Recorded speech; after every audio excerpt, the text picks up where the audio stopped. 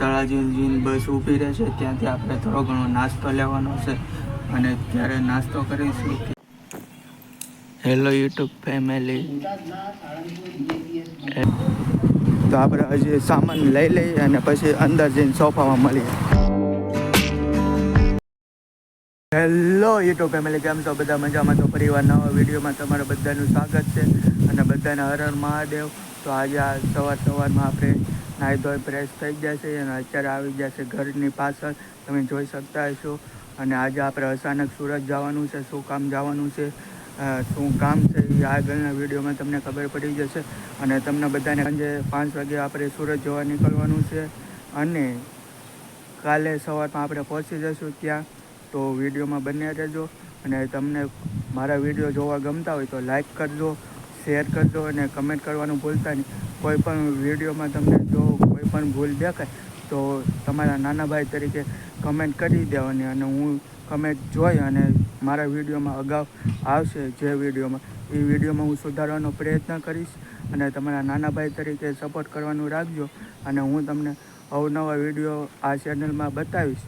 તો તમને પણ જોવા ગમશે, તો તમને જાણકારી પણ મળશે અને તમારે ક્યારે પણ જવું હોય એ જગ્યા ઉપર તો તમને માહિતી પણ મળી જશે.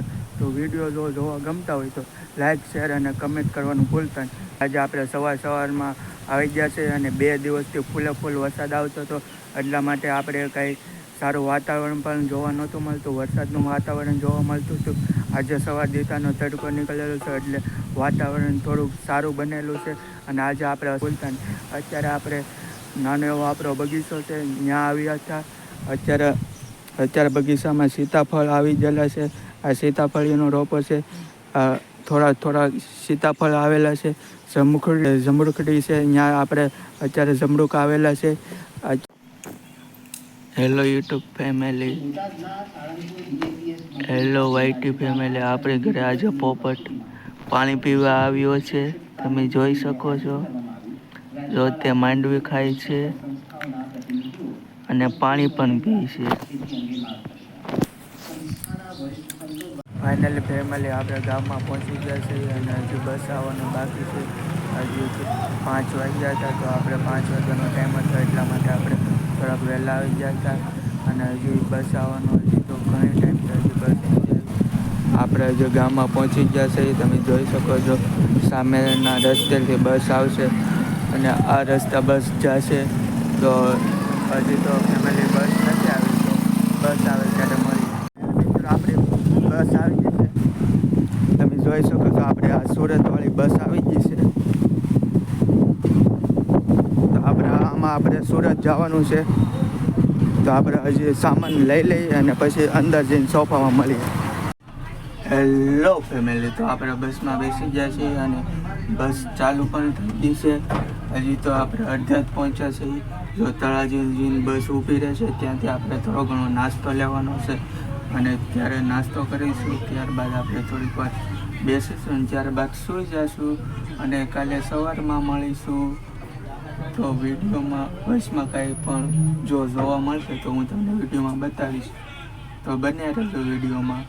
2 દિવસથી કેટલો વરસાદ આવતો હતો, તો આપણા ગામની તલાવડી ફૂલ ભરાઈ ગયેલી છે, તમે જોઈ શકો છો.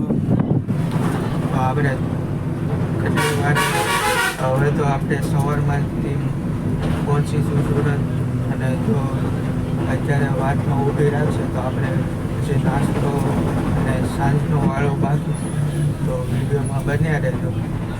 જો તળાજા ઊભી રાખશે તો આપણે તળાજાથી આપણે કંઈક ખાવા માટે લઈશું. ને હમણાં આપણી જે નિશાળ આપણે ભણતા એ નિશાળ આવવાની છે, તો બન્યા રહેજો. વિગતવારમાં બતાવું.